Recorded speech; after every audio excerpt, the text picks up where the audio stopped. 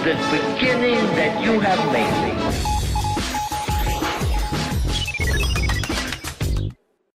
American negotiator Dennis Ross played a crucial part in the Israeli-Arab peace process of the 1990s. Standing with one foot in Israel and the other in the United States, how does he see the relationship between the two major Jewish populations today? Well, I think that the U.S.-Israeli relationship is something that is long-standing. It's guided as much by psychology as it is by politics and policy. It's guided by a perception of shared values, a sense that Israel is a democracy, the only true democracy functioning in the Middle East in a difficult neighborhood with difficult challenges. And so I think there's a kind of built-in set of bonds that have been created over time. I don't think that's going to change anytime soon. I was speaking more about American Jewry versus Israeli Jewry, or together with Israeli Jewry. It sometimes feels as if these are two branches that are moving apart in different directions. I'm not so sure they're moving in different directions. I just think they have a different focal point.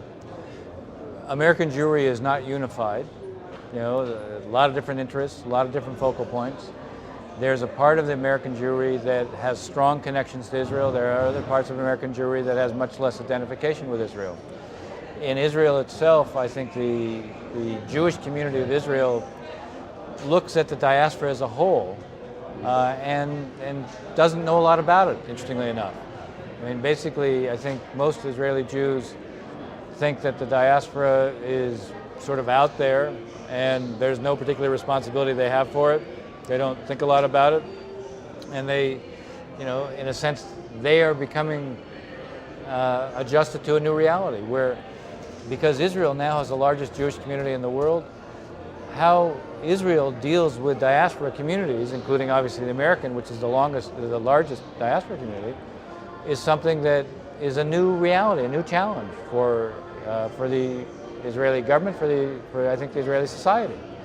So they're going to have to begin to think, how do we learn more about the diaspora, whether it's the U.S. Jewish community or it's Jewish communities elsewhere in the world? How do we learn more about them?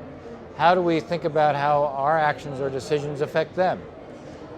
Do we need to send more Israelis there, you know, to exchange? Do we need to have more young people come from there here? Do we, in a sense, have a year abroad from the diaspora in Israel? Do we have a year abroad for Israeli students in the diaspora? So there's a need to create a new understanding, a new awareness. And frankly, I think this is something that is one of the things we're trying to do with the Jewish People Policy Planning Institute. You've made your name as one of the world's top negotiators.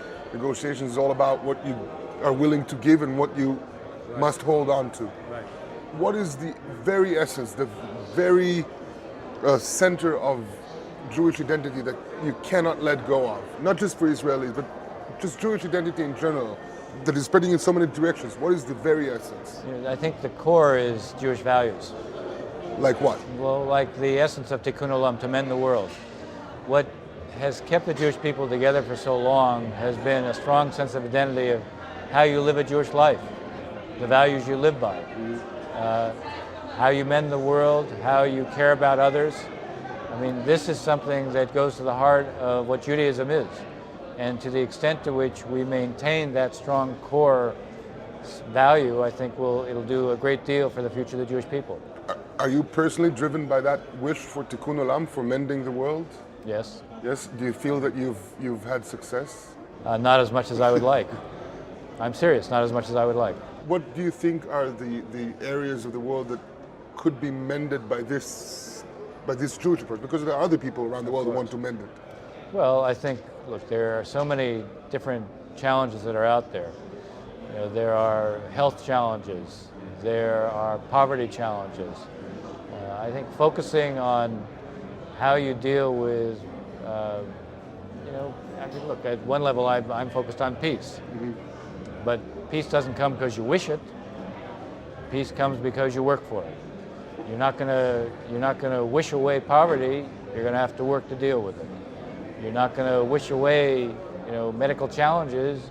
You find ways to deal with them. So I think you create an agenda, and that's what I hope when we talk about Tikkun Olam, we create a set of priorities where we can work.